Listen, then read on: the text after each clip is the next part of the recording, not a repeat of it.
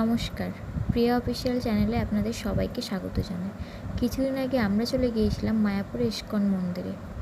এখানে এসেই কিন্তু আমরা প্রথমে রুম নিয়ে নিয়েছি, আর দেখতে পাচ্ছ আমার বোন কতটা খুশি হয়েছে, কারণ এটাই ওর প্রথম ট্যুর। দেন ফ্রেশ হয়ে আমরা বেরোলাম নবদ্বীপ ভ্রমণের উদ্দেশ্যে।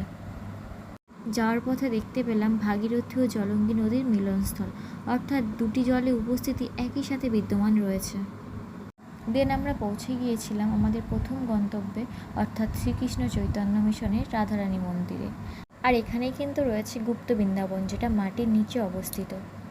গুপ্ত বৃন্দাবনের ভেতরে প্রবেশ করে আমরা দেখতে পেলাম শ্রীকৃষ্ণের রাসলীলা, সীতার অগ্নি পরীক্ষা, রাম রাবণের যুদ্ধ, সমস্ত কিছুকে অপূর্বভাবে ইলেকট্রিক ও গ্লাসের মাধ্যমে অটোমেটিকভাবে সেটাকে খুব সুন্দরভাবে দেখানো হয়েছে, যেটা আমার ভীষণ ভালো লেগেছে। আশা করছি আপনাদেরও খুব ভালো লাগবে।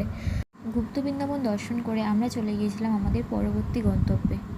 এখানে একটা সুন্দর কৃত্রিম গুহা বানানো হয়েছে এবং আমরা সেই গুহার মধ্যে দিয়ে প্রবেশ করছি। আর গুহার মধ্যে থেকে বেরোলেই দেখা যাবে এই 60 ফুট চৈতন্যদেব। এছাড়াও বাগানটা ভীষণ সুন্দর করে সাজানো রয়েছে। দেন আমরা পৌঁছে গিয়েছিলাম শ্রী জগন্নাথ মিশ্রের বাড়ি বা নিমাইয়ের জন্মস্থানে। এই নিম গাছের তলায় মহাপ্রভুর জন্ম হয়, তার নাম হয় নিমাই। এবং মন্দিরের ভিতরে প্রবেশ করলে দেখা যাবে ছোট্ট নিমাই তার মায়ের কোলে শুয়ে আছে। দেন আমরা চলে গিয়েছিলাম সোনার গৌরাঙ্গ দর্শনের উদ্দেশ্যে এবং সবশেষে আমরা পোড়ামাতা মন্দিরে পূজা দিয়ে নবদ্বীপ ভ্রমণ সম্পূর্ণ করি। আর আমার ভিডিও যদি আপনাদের ভালো লেগে থাকে তাহলে অবশ্যই লাইক, কমেন্ট, শেয়ার অ্যান্ড আমার চ্যানেলটাকে সাবস্ক্রাইব করে দেবেন।